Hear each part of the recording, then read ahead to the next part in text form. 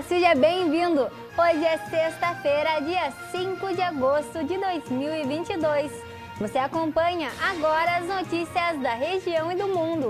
Confira na edição de hoje. Busca ativa de crianças que não se vacinaram contra a Covid-19 em Rio Grande.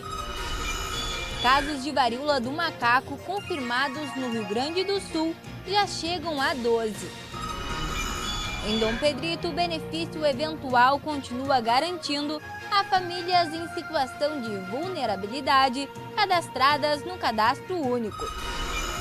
E ainda, Força Tarefa da Segurança Alimentar apreende 4 toneladas de alimentos impróprios para consumo em Alegrete.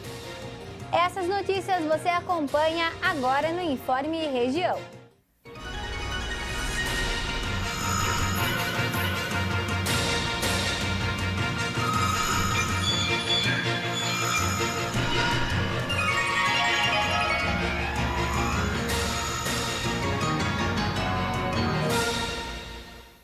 A adesão da vacina infantil contra a Covid-19 aqui em Rio Grande está baixa. O boletim atualizado da Secretaria da Saúde divulgou que apenas 9% das crianças entre 3 anos e 4 anos receberam a primeira dose do imunizante contra a Covid-19. Para aumentar essa porcentagem, as equipes da Secretaria irão realizar uma busca ativa nas escolas, buscando conscientizar sobre a importância da vacinação. No município do Rio Grande, os dados da vacinação infantil preocupam as autoridades. Apenas 9% das 5.528 crianças com idades entre 3 e 4 anos foram vacinadas contra a Covid-19. Os últimos dados foram divulgados ontem pela Secretaria da Saúde. Com baixos dados da vacinação infantil, as Secretarias de Saúde e da Educação realizarão uma busca ativa destas crianças nas escolas. A ideia é sensibilizar os pais ou responsáveis sobre a importância da vacinação. Os dados da vacinação de pessoas com mais de 12 anos de idade também é baixa. Apenas 27,12% completou o esquema vacinal com as 3 doses.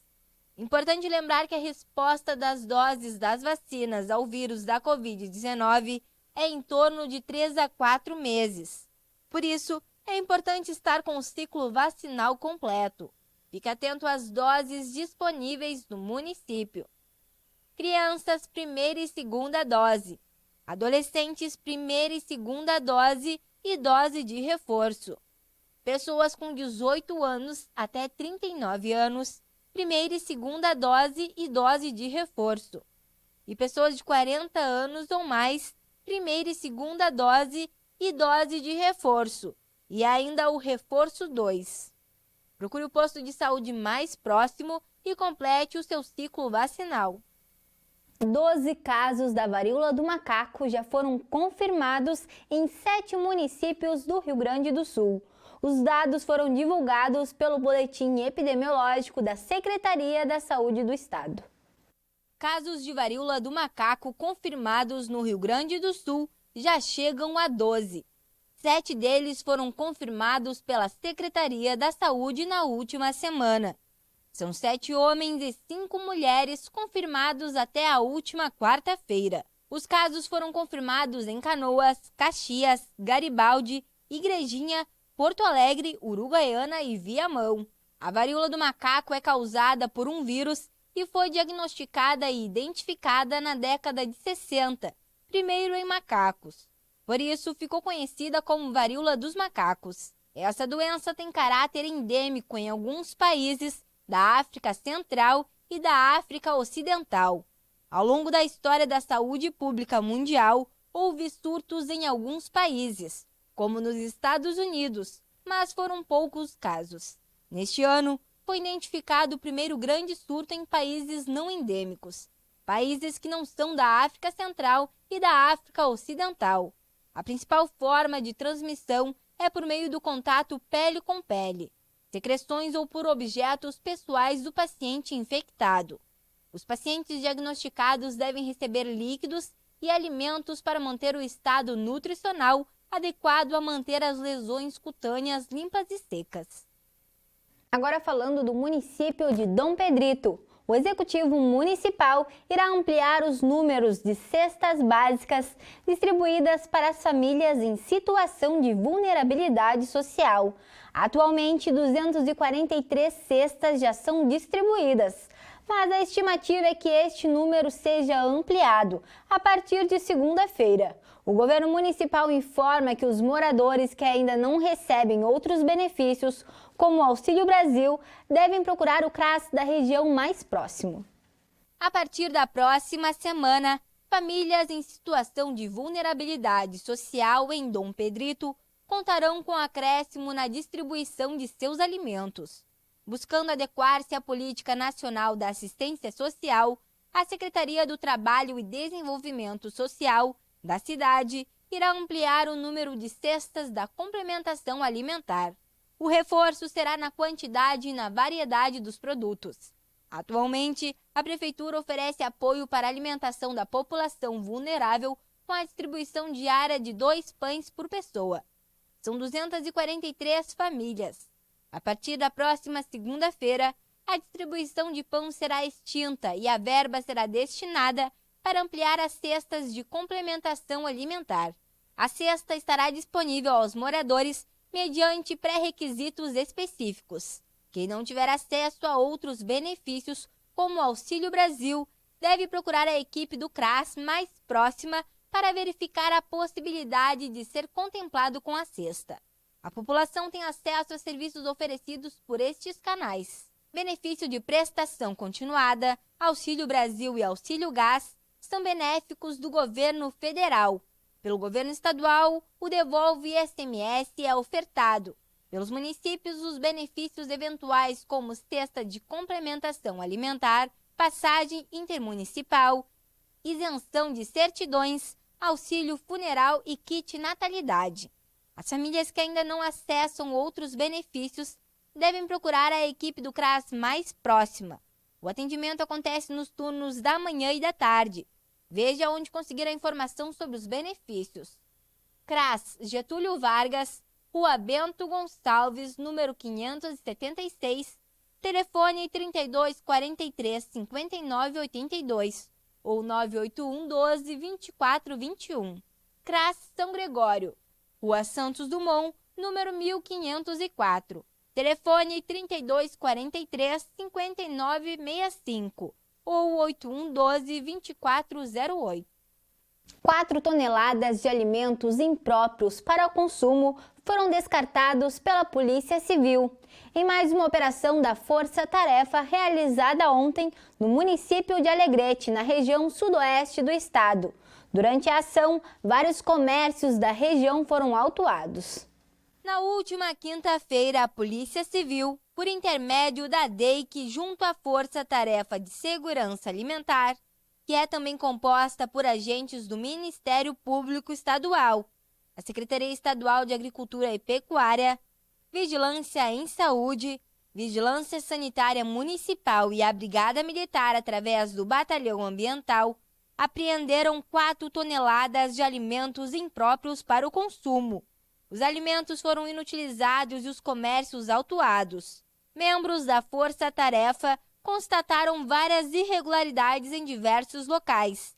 Dentre as irregularidades estavam expor à venda alimentos vencidos, alimentos sem procedência e armazenamento de forma inadequada, como bebidas, carne bovina, ovina, peixes embutidos, banha, frango temperado, vísceras de boi e toucinho.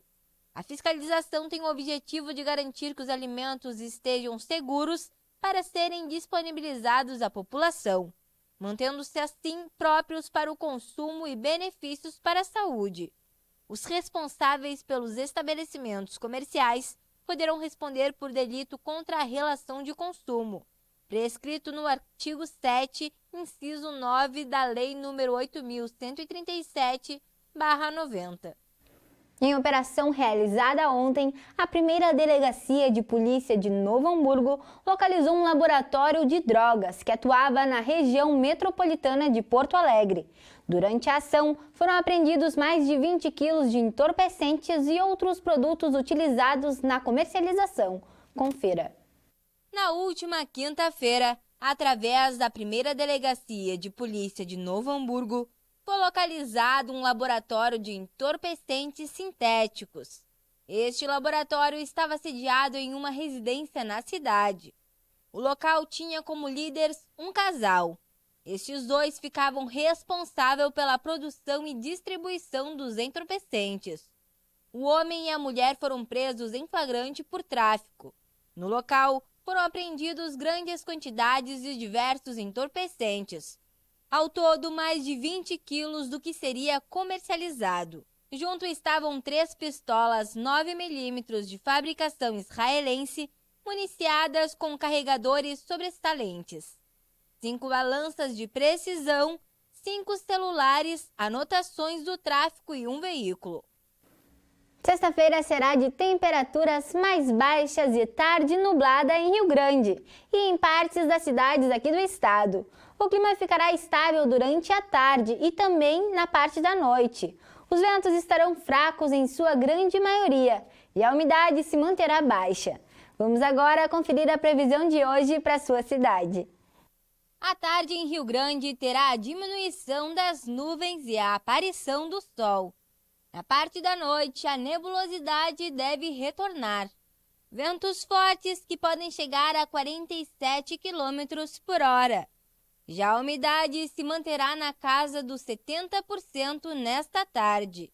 A temperatura fica entre 15 graus a máxima e 10 graus a mínima. Não choverá durante a tarde nem a noite. São José do Norte terá a aparição do sol durante esta tarde. Já na parte da noite, as nuvens aumentam e a nebulosidade se instala. Os ventos podem chegar a 43 km por hora e a umidade ficará nos 75%. A temperatura fica entre 14 graus a máxima e 9 graus a mínima. Não há risco de chuva durante a parte da tarde e da noite. Tarde de sol e presença de algumas nuvens em Dom Pedrito. Na parte da noite, o tempo seguirá estável. Ventos que não passarão dos 24 km por hora. E a umidade, que estava muito alta, cairá bastante e ficará na casa dos 60%. A temperatura fica entre 15 graus a máxima e 7 graus a mínima. Não há risco de chuva. Em Camaquã, a tarde terá a diminuição das nuvens e a presença do sol. Na parte da noite, o clima se manterá estável. Ventos moderados não passando dos 23 km por hora. E a umidade estará baixa, ficando em 47%. A temperatura fica entre 18 graus a máxima e 10 graus a mínima. Não há risco de chuva.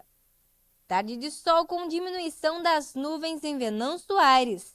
Na parte da noite, as nuvens aumentam e deixam o céu muito nublado. O vento será fraco, não passando dos 17 km por hora. E a umidade, que estava alta, diminuirá, ficando em 58% nesta tarde. A temperatura fica entre 15 graus a máxima e 10 graus a mínima. Não há risco de chuva. O presidente Jair Bolsonaro sancionou a lei que libera o crédito consignado a beneficiários do direito da prestação continuada e de programas federais de transferência de renda, como o Auxílio Brasil. Em nota, a Secretaria-Geral da Presidência explicou que o objetivo da ação é atenuar os efeitos da crise econômica que atingiu as famílias brasileiras durante o período de pandemia, uma vez que o benefício previdenciário ou assistencial é muitas vezes a única fonte de renda familiar. A medida também amplia a margem de crédito consignado aos empregados regidos pela consolidação das leis do trabalho e aos segurados da Previdência Social. O texto foi aprovado no Congresso em julho. O empréstimo consignado é aquele concedido com desconto automático das parcelas em folha de pagamento ou benefício. Os favorecidos poderão fazer empréstimos de até 40% do valor do benefício e autorizar a União a descontar o valor da parcela dos repasses mensais. Mais de 300 mil motoristas de táxis se inscreveram para receber o auxílio do governo federal. Motoristas cadastrados e aprovados nesta primeira etapa devem começar a receber o benefício a partir do dia 16. O Ministério do Trabalho e Previdência Social informou que 301.505 motoristas foram cadastrados para receber o auxílio taxista. A pasta lembrou que o envio das informações não é garantia de pagamento do benefício até o fim do ano. Os dados vão ser analisados pela Dataprev para a identificação dos profissionais elegíveis. Os motoristas cadastrados e aprovados devem receber as 2 primeiras parcelas de até R$1.000 cada, no dia 16 de agosto. O número de parcelas e o valor podem ser ajustados a depender do número de trabalhadores aprovados e do limite de recursos para o programa, que é de R$2 bilhões. O auxílio taxista foi instituído pela PEC dos benefícios, que decretou o estado de emergência no país e elevou as despesas do governo em mais de R$41 bilhões fora do teto de gastos. O governo também regulamentou o pagamento de benefício emergencial a caminhoneiros, que começam no próximo dia 9. São 6 parcelas mensais no valor individual de R$1.000. A Câmara dos Deputados aprovou o projeto que autoriza as provas de concurso público à distância. Com a aprovação, o texto retorna ao Senado, onde já foi aprovado, mas precisará ser submetido a uma nova análise por ter sido alterado pelos deputados. Pela proposta, os concursos poderão ser feitos parcial ou totalmente à distância, de forma online ou por plataforma eletrônica específica. O projeto traz, entre outras questões, regras relativas a edital de concursos, cursos de formação, detalhamento do edital e realização dos exames. De acordo com o relator Eduardo Cury, o projeto busca garantir a lisura dos concursos e proporcionar garantias aos candidatos com regras bem definidas. Vale destacar que o projeto não se aplica a concursos para a magistratura definidos por lei complementar de iniciativa do Supremo Tribunal Federal, Ministério Público, Defensoria Pública da União e Forças Armadas. A medida também não vale para empresas públicas e sociedades de economia mista que não recebam recursos da União ou dos estados e municípios. O texto deve entrar em vigor no dia 1º de janeiro, 4 anos após a edição, ou após a edição de um ato de antecipação, e não se aplicará aos concursos cuja abertura tenha sido autorizada antes. E com essas informações, encerramos o Informe Região desta sexta-feira. Para você continuar com a gente, siga as nossas redes sociais. No Instagram e no Facebook você pode procurar por TV Farol RS. Se inscreva também no nosso canal no YouTube. Você encontra o nosso jornal completo lá e todos os programas do Sala de Entrevistas. Obrigada pela companhia, uma boa tarde e até amanhã.